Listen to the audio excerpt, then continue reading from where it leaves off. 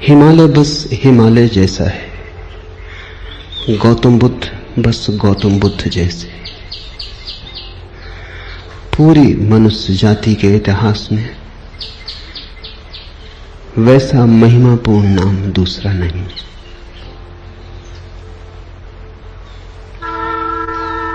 गौतम बुद्ध ने जितने हृदयों की वीणा को बजाया है उतना किसी और ने नहीं।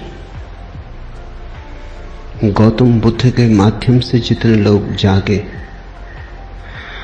और जितने लोगों ने परम भगवत्ता उपलब्ध की है उतनी किसी और के माध्यम से नहीं। गौतम बुद्ध की वाणी अनूठी है और विशेषकर उन्हें जो सोच विचार चिंतन मनन विमर्श के आदि हैं।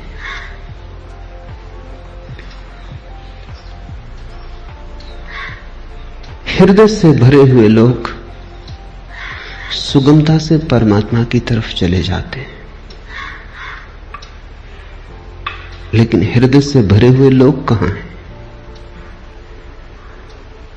और हृदय से भरने का कोई उपाय भी तो नहीं है।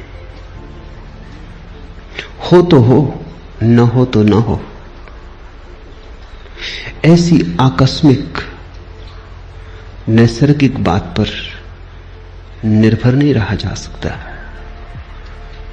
बुद्ध ने उनको चेताया जिनको चेताना सर्वाधिक कठिन है। विचार से भरे लोग, बुद्धिवादी, चिंतन मननशील, प्रेम और भाव से भरे लोग तो परमात्मा की तरफ सरलता से झुक जाते हैं। उन्हें झुकाना नहीं पड़ता।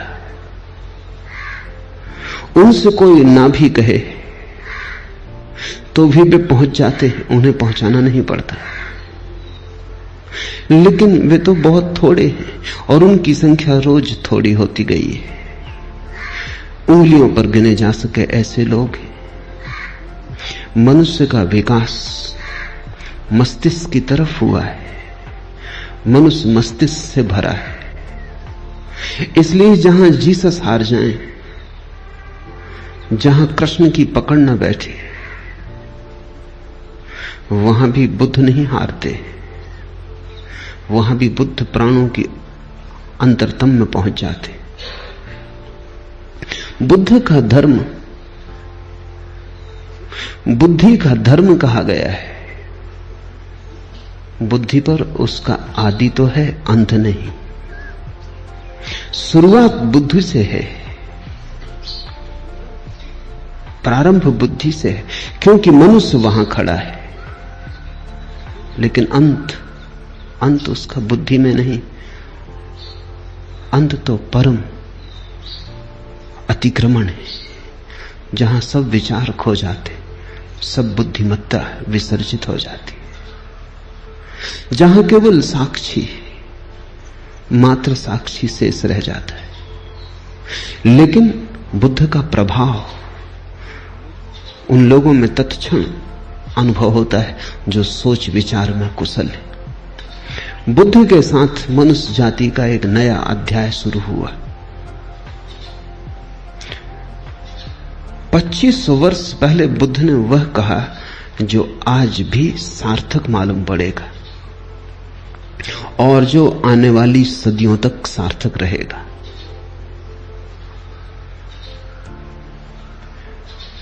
बुद्ध ने विश्लेषण दिया, एनालिसिस दी, और जैसा सूक्ष्म विश्लेषण उन्होंने किया कभी किसी ने ना किया था और फिर दोबारा कोई ना कर पाया। उन्होंने जीवन की समस्या के उत्तर शास्त्र से नहीं दिए, विश्लेषण की प्रक्रिया से दिए। बुद्ध धर्म के पहले वैज्ञानिक हैं। उनके साथ श्रद्धा और आस्था की जरूरत नहीं है। उनके साथ तो समझ पर्याप्त है। अगर तुम समझने को राजी हो तो तुम बुद्ध की नौका में सवार हो जाओगे। अगर श्रद्धा भी आएगी तो समझ की छाया होगी, लेकिन समझ के पहले श्रद्धा की मांग बुद्ध की नहीं। बुद्ध ये नहीं कहते कि जो मैं कहता हूं भरोसा कर लो। बुद्ध कहते हैं सोचो, विचारो, विश्लेषण करो, खोजो, पाओ अपने अनुभव से, तो भरोसा कर लेना। दुनिया के सारे धर्मों ने भरोसे को पहले रखा है, सिर्फ बुद्ध को छोड़कर। दुनिया के सारे धर्मों में श्रद्धा प्राथमिक है, फिर ही कदम उठेगा। बुद्ध ने कहा अनुभव प्राथमिक है, श्रद्धा आनुषांगिक है। अनुभव होगा तो श्रद्धा होगी, अनुभव होगा तो आस्था होगी। इसलिए बुद्ध कहते हैं आस्था की कोई जरूरत नहीं है, अनुभव के साथ अपने से आ जाएगी, तुम्हें लानी नहीं। और तुम्हारी लाई हुई आस्था का मूल्य भी क्या हो सकता है? तुम्हारी लाई आस्था के पीछे भी छिपे होंगे तुम्हारे संदेह। तुम आरोपित भी कर लोगे विश्वास को, तो भी विश्वास के पीछे अविश्वास खड़ा होगा। तुम कितनी ही दृढ़ता से भरोसा करना चाहो, लेकिन तुम्हारी दृढ़ता कपती रहेगी और तुम जानते रहोगे कि जो तुम्हारे अनुभव में नहीं उतरा है उसे तुम चाहो भी तो भी कैसे मान सकते हो, मान भी लो तो भी कैसे मान सकते हो। तुम्हारा ईश्वर कोरा शब्द जाल होगा जब तक अनुभव की किरण न उतरी हो। तुम्हारे मोक्ष की धारणा मात्र शाब्दिक होगी जब तक मुक्ति का थोड़ा स्वाद तुम्हें न लगा हो। बुद्ध ने कहा मुझ पर भरोसा मत करना, मैं जो कहता हूं उस पर इसलिए भरोसा मत करना कि मैं कहता हूं। सोचना, विचारना, जीना तुम्हारे अनुभव की कसौटी पर सही हो जाए तो ही सही है, मेरे कहने से क्या सही होगा। बुद्ध के अंतिम वचन हैं अपदीपो भव, अपने दिए खुद बनना। और तुम्हारी रोशनी में तुम्हें जो दिखाई पड़ेगा फिर तुम करोगे भी क्या? आस्था ना करोगे तो करोगे क्या? आस्था सहज होगी, उसकी बात ही उठानी व्यर्थ है। बुद्ध का धर्म विश्लेषण का धर्म है, लेकिन विश्लेषण से शुरू होता है, समाप्त नहीं होता। वहां समाप्त तो परम संश्लेषण पर होता है। बुद्ध का धर्म संदेह का धर्म है, लेकिन संदेह से यात्रा शुरू होती है, समाप्त नहीं होती। समाप्त तो परम श्रद्धा पर होती। इसलिए बुद्ध को समझने में बड़ी भूल हुई, क्योंकि बुद्ध संदेह की भाषा बोलते तो लोगों ने समझा ये संदेहवादी है। हिंदू तक न समझ पाए, जो जमीन पे सबसे ज्यादा पुरानी कौम। बुद्ध निश्चित ही बड़े अनूठे रहे होंगे, तभी तो हिंदू तक समझने से चूक गए। हिंदुओं तक कोई आदमी खतरनाक लगा, घबराने वाला लगा। हिंदुओं को भी लगा कि ये तो सारे आधार गिरा देगा धर्म के। और यही आदमी है जिसने धर्म के आधार पहली दफा ढंग से रखे। श्रद्धा पर भी कोई आधार रखा जा सकता है, अनुभव पर ही आधार रखा जा सकता है। अनुभव की छाया की तरह श्रद्धा उत्पन्न होती। श्रद्धा अनुभव की सुगंध है, और अनुभव के बिना श्रद्धा अंधी है। और जिस श्रद्धा के पास आंख ना हो उससे तुम सत्य तक पहुंच पाओगे? बुद्ध ने बड़ा दुस्साहस किया। बुद्ध जैसे व्यक्ति पर भरोसा करना एकदम सुगम होता है। उसके उठने बैठने में प्रामाणिकता होती है, उसके शब्द शब्द में वजन होता है, उसके होने का पूरा ढंग स्वयं सिद्ध होता है। उस पर श्रद्धा आसान हो जाती है। लेकिन बुद्ध ने कहा तुम मुझे अपनी बैसाखी मत बनाना। तुम अगर लंगड़े हो, मेरी बैसाखी के सहारे चल लिए, कितनी दूर चलोगे? मंजिल तक न पहुंच पाओगे। आज मैं साथ हूं, कल मैं साथ न रहूंगा, फिर तुम्हें अपने ही पैरों पर चलना है। मेरी रोशनी से मत चलना, क्योंकि थोड़ी देर को संग साथ हो गया है अंधेरे जंगल में, तो मेरी रोशनी में थोड़ी देर रोशन हो लोगे, फिर हमारे रास्ते अलग हो जाएंगे। मेरी रोशनी मेरे साथ होगी, तुम्हारा अंधेरा तुम्हारे साथ होगा। अपनी रोशनी पैदा करो, अप दीपो भव। ये बुद्ध का धम्मपद, कैसे वो रोशनी पैदा हो सकती है अनुभव की, उसका विश्लेषण है। श्रद्धा की कोई मांग नहीं है, श्रद्धा की कोई आवश्यकता भी नहीं है। इसलिए बुद्ध को लोगों ने नास्तिक कहा, क्योंकि बुद्ध ने यह भी नहीं कहा कि तुम परमात्मा पर श्रद्धा करो। तुम कैसे करोगे श्रद्धा? तुम्हें पता होता तो तुम श्रद्धा करते ही, तुम्हें पता नहीं है। इस अज्ञान में तुम कैसे श्रद्धा करोगे? और अज्ञान में तुम जो श्रद्धा बांध भी लोगे, वो तुम्हारी अज्ञान के ईंटों से बना हुआ भवन होगा। उसे तुम परमात्मा का मंदिर कैसे कहोगे? वो तुमने भय में बना लिया होगा। मौत डराती होगी, इसलिए सहारा पकड़ लिया होगा। यहां जिंदगी हाथ से जाती मालूम होती होगी, इसलिए स्वर्ग की कल्पनाएं कर ली होंगी। लेकिन इन कल्पनाओं से, भय पर खड़ी हुई इन धारणाओं से कहीं कोई मुक्त हुआ है? इसी से ही तो आदमी पंगु है, इससे ही तो आदमी पक्षाघात में दबा है। इसलिए बुद्ध ने ईश्वर की बात नहीं की। H.G. वेल्स ने बुद्ध के संबंध में कहा है कि पृथ्वी पर इस जैसा ईश्वरी व्यक्ति और इस जैसा ईश्वर विरोधी व्यक्ति एक साथ पाना कठिन है। So godlike and so godless. अगर तुम ईश्वरीय प्रतिभाओं को खोजने निकलो तो तुम बुद्ध से ज्यादा ईश्वरीय प्रतिभा कहां पाओगे? सो गॉडलेस, और फिर भी इतना ईश्वर शून्य, ईश्वर की बात ही नहीं की। इस शब्द को ही गंदा माना, इस शब्द का उच्चार नहीं किया। इससे यह मत समझ लेना कि ईश्वर विरोधी थे बुद्ध। उच्चार नहीं किया क्योंकि उस परम शब्द का उच्चार किया नहीं जा सकता। उपनिषद कहते हैं ईश्वर के संबंध में कुछ कहा नहीं जा सकता, लेकिन इतना तो कह ही देते। बुद्ध ने इतना भी ना कहा। वो परम उपनिषद, उनके पार उपनिषद नहीं जाता। जहां उपनिषद समाप्त होते हैं वहां बुद्ध शुरू होते। आखिर इतना तो कह ही दिया, रोक ना सके अपने को कि ईश्वर निर्गुण है, तो निर्गुण उसका गुण बना दिया। कहा कि ईश्वर निराकार है, तो निराकार उसका आकार हो गया। लेकिन बिना कहे न रह सके। उपनिषद के ऋषि भी बोल गए, मौन में ही संभालना था उस संपदा को, बोलकर गंवा दी।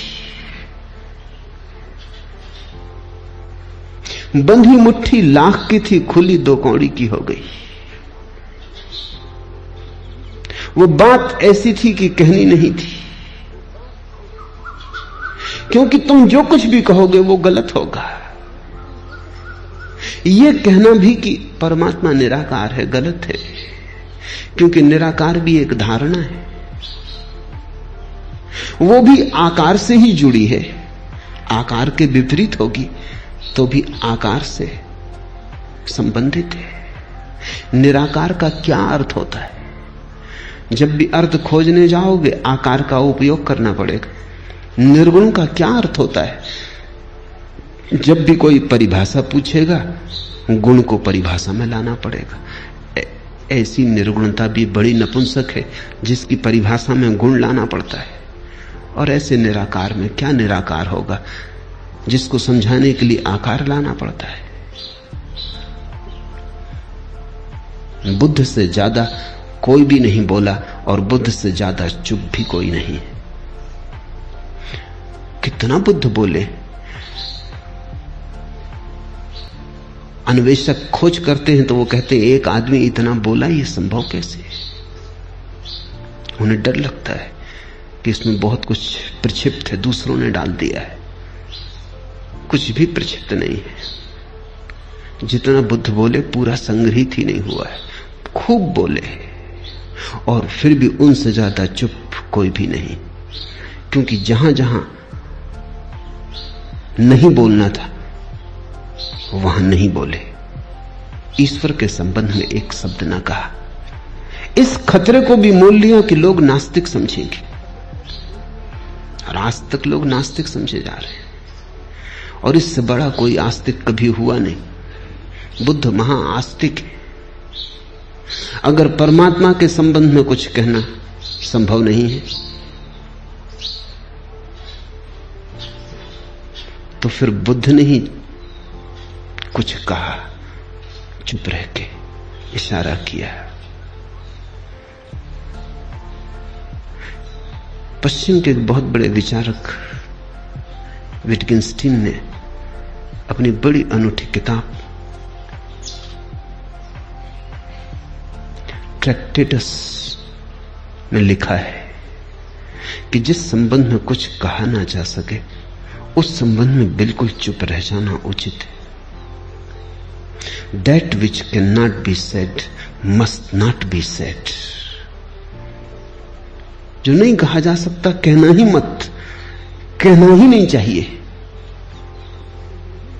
अगर विटगेंस्टीन बुद्ध को देखता तो समझता, अगर विटगेंस्टीन के वचन को बुद्ध ने समझा होता तो मुस्कुराते और उन्होंने स्वीकृति दी होती। विटगेंस्टीन को भी पश्चिम में लोग नास्तिक समझे, नास्तिक नहीं, पर जो कही नहीं जा सकती बात अच्छा है ना ही कही जाए। कहने से बिगड़ जाती, कहने से गलत हो जाती। लाओस से तक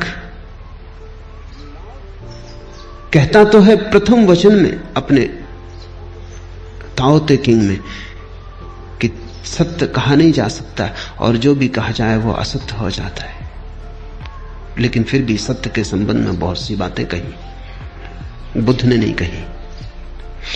तुम कहोगे फिर बुद्ध कहते क्या रहे? बुद्ध ने स्वास्थ्य के संबंध में एक शब्द भी नहीं कहा, केवल बीमारी का विश्लेषण किया और निदान किया, औषधि की व्यवस्था की। बुद्ध ने कहा मैं एक वैद्य हूं, मैं कोई दार्शनिक नहीं हूं। मैं तुम्हारी बीमारी का विश्लेषण करूंगा, निदान करूंगा, औषधि सुझा दूंगा, और जब तुम ठीक हो जाओगे तभी तुम जानोगे कि स्वास्थ्य क्या है। मैं उस संबंध में कुछ भी ना कहूंगा। स्वास्थ्य जाना जाता है, कहा नहीं जा सकता। बीमारी मिटाई जा सकती है, बीमारी समझाई जा सकती है, बीमारी बनाई जा सकती है, बीमारी का इलाज हो सकता है, सही हो सकता है, गलत हो सकता है, बीमारी के साथ बहुत कुछ हो सकता है। स्वास्थ्य, जब बीमारी नहीं होती तब जो शेष रह जाता है वही, उस तरफ केवल इशारे हो सकते हैं, मौन, इंगित हो सकते हैं, वे भी प्रत्यक्ष नहीं, बड़े परोक्ष। बुद्ध के धर्म को शून्यवादी कहा गया है। शून्यवादी उनका धर्म है, लेकिन इससे यह मत समझ लेना कि शून्य पर उनकी बात पूरी हो जाती, नहीं, बस शुरू होती। बुद्ध एक ऐसे उत्तुंग शिखर है जिसका आखिरी शिखर हमें दिखाई नहीं पड़ता। बस थोड़ी दूर तक हमारी आंखें जाती, हमारी आंखों की सीमा है। थोड़ी दूर तक हमारी गर्दन उठती है, हमारी गर्दन के झुकने की सामर्थ्य है। और बुद्ध खोते चले जाते हैं, दूर हिमाच्छादित शिखर है, बादलों के पार।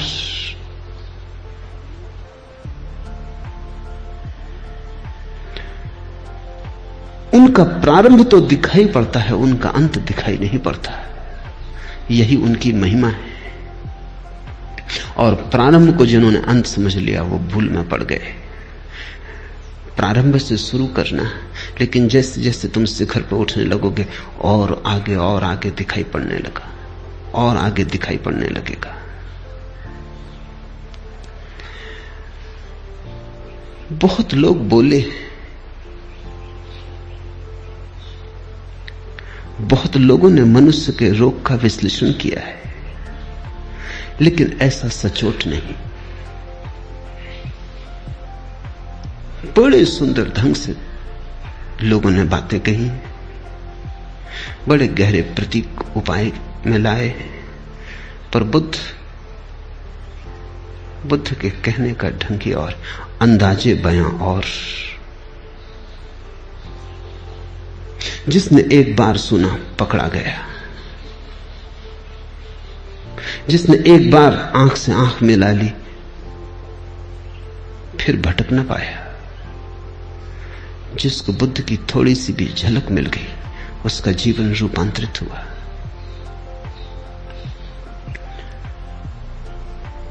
आज से 2500 वर्ष पूर्व जिस दिन बुद्ध का जन्म हुआ, घर में उत्सव मनाया जाता था। सम्राट के घर बेटा पैदा हुआ था, पूरी राजधानी सजी थी। रात भर लोगों ने दिए जलाए, नाचे, उत्सव का क्षण था। बूढ़े सम्राट के घर बेटा पैदा हुआ था, बड़े दिन की प्रतीक्षा पूरी हुई थी। बड़ी पुरानी अभिलाषा थी पूरे राज्य की। मालिक बूढ़ा होता जाता था और नए मालिक की कोई खबर न थी। इसलिए बुद्ध को सिद्धार्थ नाम दिया। सिद्धार्थ का अर्थ होता है अभिलाषा का पूरा हो जाना। पहले ही दिन जब द्वार पर बैंड बाजे बजते थे, शहनाई बजती थी, फूल बरसाए जाते थे महल में, चारों तरफ प्रसाद बंटता था, हिमालय से भागा हुआ एक वृद्ध तपस्वी द्वार पर खड़ा हुआ आकर। उसका नाम था असीता। सम्राट भी उसे सम्मान करता था और कभी असीता राजधानी नहीं आया था। जब कभी जाना था तो शुद्धोधन को, सम्राट को स्वयं उसके दर्शन करने जाना होता था। ऐसे बचपन के साथी थे। फिर शुद्धोधन सम्राट हो गया, बाजार की दुनिया में उलझ गया। असीता महातपस्वी हो गया, उसकी ख्याति दूर दिगंत तक फैल गई। असीता को द्वारे पर आए देखकर शुद्धोधन ने कहा, आप और यहां क्या हुआ, कैसे आना हुआ? कोई मुसीबत है, कोई अड़चन है? कहें। असीता ने कही, नहीं कोई मुसीबत नहीं, कोई अड़चन, तुम्हारे घर बेटा पैदा हुआ, उसके दर्शन को आया हूं। शुद्धोधन तो समझ ना पाया। सौभाग्य की घड़ी थी ये कि असीता जैसा तपस्वी और बेटे के दर्शन को आया। भागा गया अंतःगृह में, नवजात शिशु को लेकर बाहर आ गया। असीता झुका और उसने शिशु के चरणों में सिर रख दिए और कहते हैं शिशु ने अपने पैर उसकी जटाओं में उलझा दिए। फिर तब से आदमी की जटाओं में बुद्ध के पैर उलझे। फिर आदमी छुटकारा नहीं पा सका और असीता हंसने लगा और रोने भी लगा। और शुद्धोधन ने पूछा कि शुभ घड़ी में आप रोते क्यों हैं? असीता ने कहा, ये तुम्हारे घर जो बेटा पैदा हुआ है, ये कोई साधारण आत्मा नहीं, असाधारण है। कई सदियां बीत जाती, ये तुम्हारे लिए ही सिद्धार्थ नहीं है, ये अनंत अनंत लोगों के लिए सिद्धार्थ है। अनेकों की अभिलाषाएं इससे पूरी होंगी। हंसता हूं कि इसके दर्शन मिल गए, हंसता हूं, प्रसन्न हूं कि इसने मुझ बूढ़े की जटाओं में अपने पैर उलझा दिए। ये सौभाग्य का क्षण है। रोता इसलिए हूं कि जब ये कली खिलेगी, फूल बनेगी, जब दिग दिगंत में इसकी सुवास उठेगी और इसकी सुवास की छाया में करोड़ों लोग राहत लेंगे, तब मैं न रहूंगा। ये मेरा शरीर छूटने के करीब आ गया। और एक बड़ी अनूठी बात असीता ने कही है, वो ये कि अब तक आवागमन से छूटने की आकांक्षा थी, वो पूरी भी हो गई। आज पछतावा होता है, एक जन्म अगर और मिलता है तो इस बुद्ध पुरुष के चरणों में बैठने की, इसकी वाणी सुनने की, इसकी सुगंध को पीने की, इसके नशे में डूबने की सुविधा हो जाती। आज पछताता हूं, लेकिन मैं मुक्त हो चुका हूं। ये मेरा आखिरी अवतरण है, अब इसके बाद देह न धर सकूंगा। अब तक सदा ही चेष्टा की थी कि कब छुटकारा हो शरीर से, कब आवागमन से। आज पछताता हूं कि अगर थोड़ी देर और रुक गया होता। इसे तुम थोड़ा समझो। बुद्ध के फूल के खिलने के समय असीता चाहता है कि अगर मोक्ष भी दांव पर लगता हो तो कोई हर्जा नहीं। तो तब से 2500 साल बीत गए, बहुत प्रज्ञा पुरुष हुए, लेकिन बुद्ध अतुलनीय है। और उनकी अतुलनीयता इसमें है कि उन्होंने इस सदी के लिए धर्म दिया और आने वाले भविष्य के लिए धर्म दिया। कृष्ण की बात कितनी ही समझा के कही जाए, इस सदी के लिए मौजू नहीं बैठती।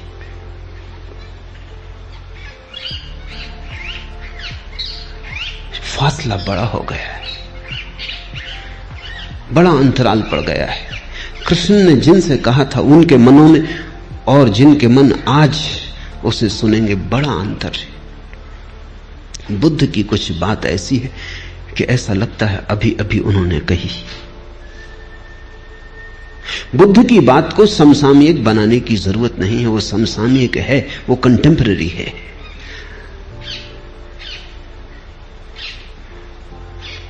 कृष्ण पर बोलो तो कृष्ण को खींच के लाना पड़ता है 20वीं सदी में, बुद्ध को नहीं लाना पड़ता है। बुद्ध जैसे खड़े ही हैं, 20वीं सदी में ही खड़े, और ऐसा अनेक सदियों तक रहेगा,